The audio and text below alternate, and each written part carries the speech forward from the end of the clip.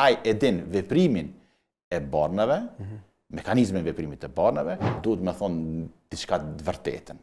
I vetmi person adekuat, kompetent, i cili duhet të mirët me të gjitha llojet problemeve të shëndetit të mendor, e në veçanërisht të rregullimit të ankthit, është psikiatri. Jo person tjetër, as kardiologu, as neurologu, as një profesionist tjetër nuk është i thirrë, për arsye se ai e din veprimin e barnave, mekanizmin e veprimit të barnave, kur duhet filluar, çfarë doze dhe si duhet ndërprerë.